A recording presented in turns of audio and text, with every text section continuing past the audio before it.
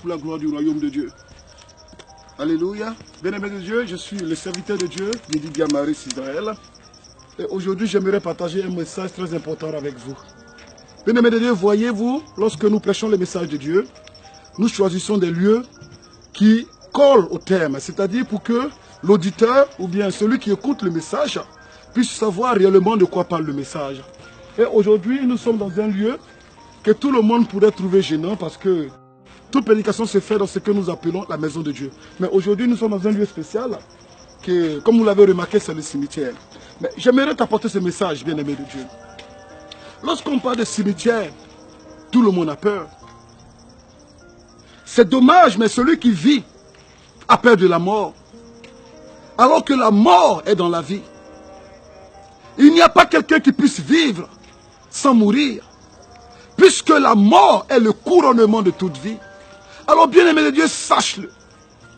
Tout le monde passera par le châtiment de la mort.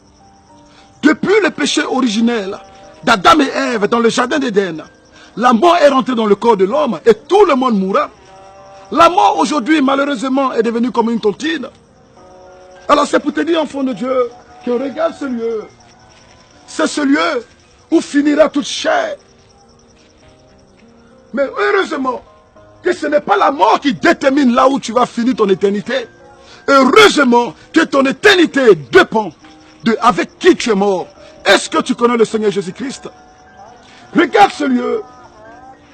Le cimetière est le lieu le plus riche de la terre. Parce que le cimetière contient des gens qui n'ont pas accompli les visions. Les gens qui n'ont pas accompli les destinées. Aujourd'hui, bien-aimé de Dieu, j'aimerais te poser une question. Est-ce que tu es prêt pour le jour de ta mort? Et une autre question encore plus importante. Est-ce que tu sais quand tu vas mourir? Est-ce que tu connais le jour de la fin du monde?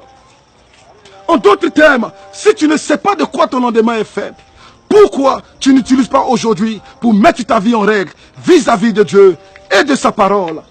Regarde bien ce lieu. Il y a beaucoup de bien-aimés qui aimeraient être en vie pour écouter ce message. Il y a beaucoup de bien-aimés qui auraient souhaité avoir une seconde chance afin de mettre la vie en règle avec Jésus-Christ, celui-là même qui est le Sauveur et Seigneur de toute l'humanité. Écoute-moi bien, bien-aimé de Dieu. Regarde ce lieu. Et regarde bien ce bien-aimé.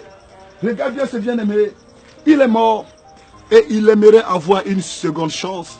J'ai vu même sur un cimetière, ils ont mis un panneau qui dit « Hier, on était comme vous, mais demain, vous serez comme nous. » En d'autres termes, hier, ce bien-aimé est en vie.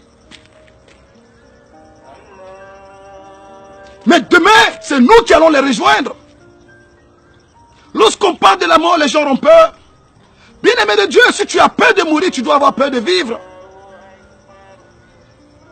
Et en même temps, sache que nul ne peut aller au paradis sans passer par le châtiment de la mort. Alors la mort est un passage obligé pour tous. Et une autre chose, même le Seigneur Jésus-Christ, le Fils de Dieu, avant d'accéder au ciel, il a fallu qu'il meure avant de ressusciter le troisième jour. Ensuite, accéder au ciel et s'asseoir à la droite de Dieu le Père. Regarde bien ce lieu, bien-aimé de Dieu.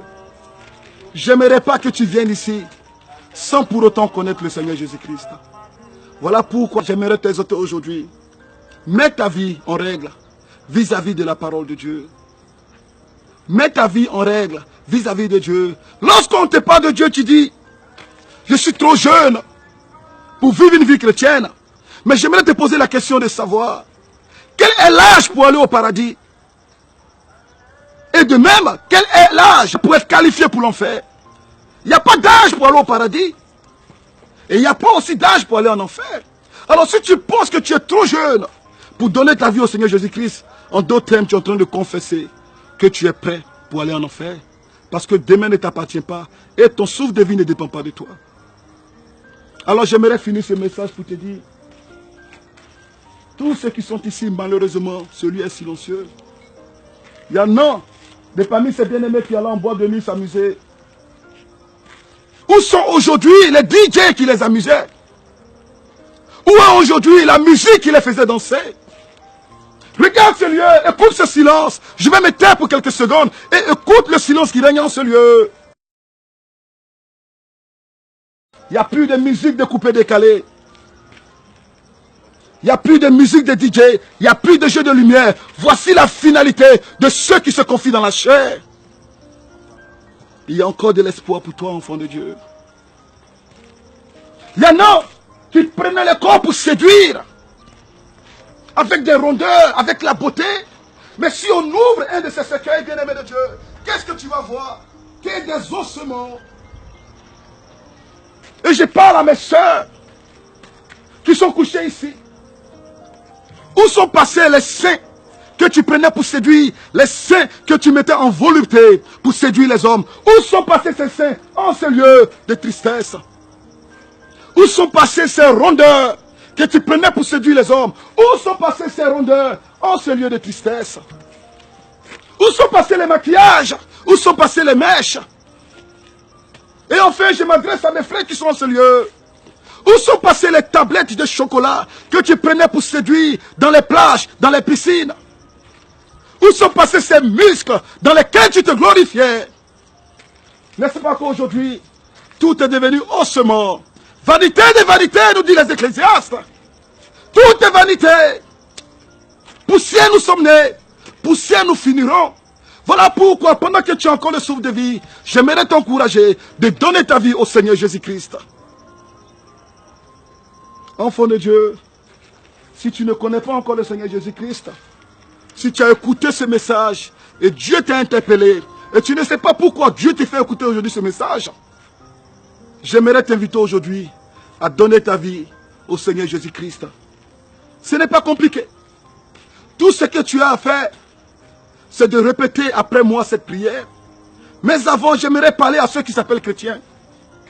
Tu te dis chrétien, mais tu as une double vie. Bien-aimé de Dieu, c'est qui tu trompes. Car il n'y a pas plus grand menteur que celui qui se ment lui-même. Oui, certes, les hommes ne te voient pas, mais sache que Dieu te voit. Avant de commettre un péché, ce n'est pas la peine de regarder ni à gauche, ni à droite. Parce que celui qui est à droite, ce n'est pas celui qui va te juger. Celui qui est à gauche, ce n'est pas celui qui va te juger. Le jugement vient de Dieu. Voilà pourquoi, avant de commettre tout acte, regarde d'abord en haut, car c'est de là que vient l'Éternel Dieu, ton Créateur, celui qui jugera toute nation et tout peuple à la fin des temps. Être chrétien n'est pas forcément aller chaque dimanche à l'église. Si c'était le cas, alors la souris qui vit dans la scène de l'église serait appelée chrétienne. Être chrétien, c'est pas par ailleurs connaître la Bible de Genèse à Apocalypse. Car si c'était le cas, Satan allait être chrétien. Car rappelle-toi, le diable connaît la Bible. Voilà pourquoi en Matthieu 4, il a tenté notre Seigneur Jésus-Christ avec les versets de la Bible. Connaître la Bible ne fait pas de toi un chrétien. N'est-ce pas que Judas connaissait les Écritures? Est-ce pour autant qu'il a été sauvé? Voilà la question. Être chrétien par ailleurs, ce n'est pas de prier matin, midi, soir. Ce n'est pas de jeûner matin, midi, soir, sans pour autant mettre la parole de Dieu en pratique. Si jeûner faisait de toi un chrétien, si prier faisait de toi un chrétien, alors les musulmans seraient chrétiens. Parce qu'ils prient combien de fois par jour? Et dans l'année, ils prennent 40 jours où ils se consacrent au jeûne. Est-ce pour autant qu'ils sont chrétiens? Est-ce pour autant qu'ils sont sauvés? Voilà la question. Et enfin, une dernière question. Est-ce que être chrétien, c'est d'enregistrer plusieurs prédications dans ton portable, dans ton ordinateur? Être chrétien, c'est d'avoir les CD de tous les hommes de Dieu du monde, sans pour autant mettre un seul verset en pratique. Bien aimé, ce n'est pas le temps d'écouter, c'est le temps de mettre en pratique. Nous avons trop écouté la parole de Dieu. Le temps est venu de la mettre en pratique, car écouter la parole de Dieu n'est pas ce qui sauve. Ce qui sauve, c'est de la mettre en pratique. Alléluia. Alors j'aimerais m'arrêter là pour te dire, si tu ne connais pas le Seigneur Jésus-Christ, tu vas prier avec moi, serviteur de Dieu, Yedidia Marius Israël. Et j'aimerais que tu baisses la tête dans la prière, nous allons faire cette prière de repentance.